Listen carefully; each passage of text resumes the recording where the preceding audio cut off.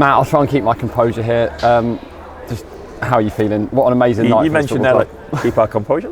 Let's not. Let's just enjoy it. Let's talk about exactly what tonight's been, how much hard work has gone into making it happen. I can't hide how happy I am for that group of players, the staff, the trust, Julian Tagg, everyone involved in this football club, you guys, everyone who works and is associated with, and the fans as well. And to do it on our home patch in wasn't a particularly pretty game of football. It was a difficult game of football, but to somehow find a way through, I think that typified what we've been this season.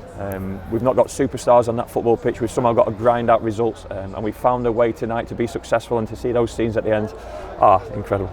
Over the last few months, all I've heard from the fans is it's so much like the 89-90 season, and it's fitting really that was the day that we got promoted in that season was 32 years ago yesterday. So it's an incredible. I've got a good memory in terms of remembering it.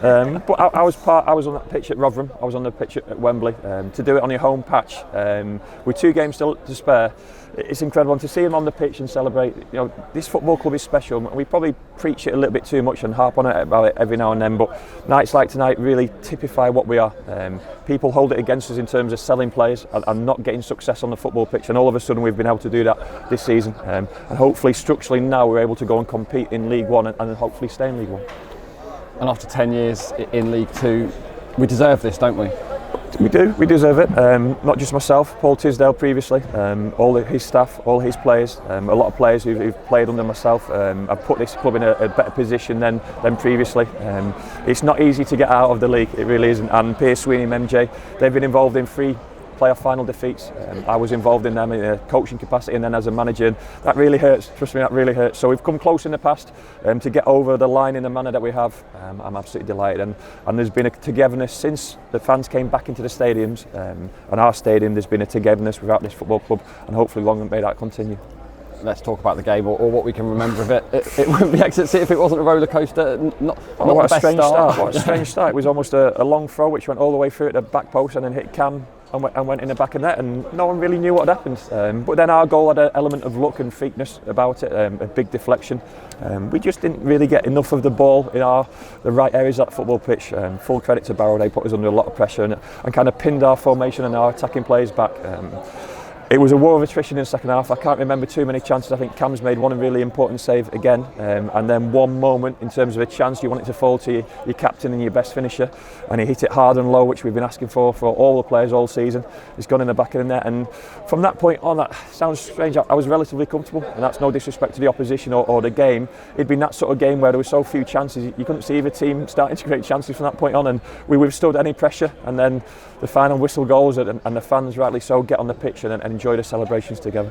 Had to be MJ, didn't it? Had to be MJ. Fantastic. His pathway and his journey through our academy to becoming captain of this football club. That is us. That is our football club. So pleased for him because he's grown into that leadership role, that leadership capacity. He'll remember that moment for the rest of his career and the rest of his life, and hopefully his family were here to witness it. And that's what's special about this football club. He'll be able to share that with his friends and family, and it is a family club. We know how much it means to the football club, but for you personally, you're a young manager. What does it mean to you? Look, I wanted to do it. I wanted to achieve it within 2 years. The pandemic and the playoff final, stopped me doing that, or stopped this group of staff doing that. And then we made sacrifices last season. Made a lot of sacrifices in terms of the money we didn't spend and the players we used. But that's played dividends this season, and those young players aren't young players anymore.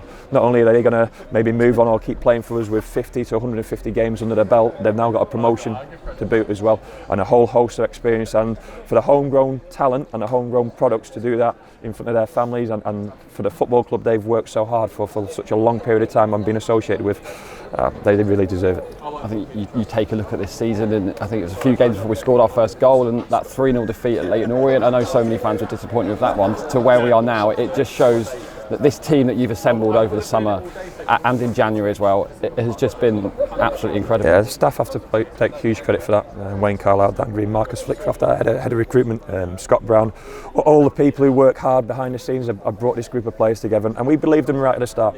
We couldn't quite get them in the right place in terms of the COVID issues and a few injuries and suspensions to start off with, but we knew that once we got them up to speed we'd be competitive. Let's put it into context. We probably missed Sam Nombe for the second half of the season, and we were without Sam Stubbs for the first. first half of the season, and they're 2 serious players for that group, and they will make us better, and we've got to try and keep them on the pitch moving forward, and then look to add any more quality to that group, because it's a fantastic group. And I said to him at the end, I might go through a management career for a long time, hopefully a long time, and I might never work with a better group of players. I'll work with better players, of course I will, but in terms of their attitude, endeavour, their will on a daily basis, they've been an absolute pleasure to work with, and they deserve tonight. It's easy to get soaked up in the moment, literally soaked up in the moment, but obviously, yeah. I could see my missus holding a bottle of champagne, giving it out, saying spray him, so I'm sure she's been waiting for that for a little while. But my parents are here as well. I stood behind you just now. Yeah, I know they're over there. I couldn't be happy for them, because I'm a grumpy so-and-so at times, you guys know that, and they've probably been through the mill as much as anything else in terms of the ups and downs of football.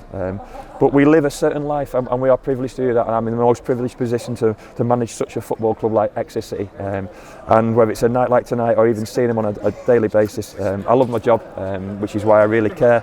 But sometimes I've got to stop taking the emotions home with me as well. So tonight's obviously about that group of players, but also support networks as well. I'm going to tread my toes lightly on this one. Are you thinking about the title now? Well, I've just been told, obviously Forest got beaten tonight. Let's enjoy tonight. Let's see where the players are in the next couple of days. It'll be incredible going into a game with no pressure on ourselves. We've had pressure on us for a long period of time, Exeter City, myself included, and to go with a freedom this weekend, I want to try and find a way of enjoying it. I'm sure our away fans will find a way of enjoying it. Win, lose or draw, but we will still want to perform well, and the fact that we're level on points suggests that we've got everything to play for.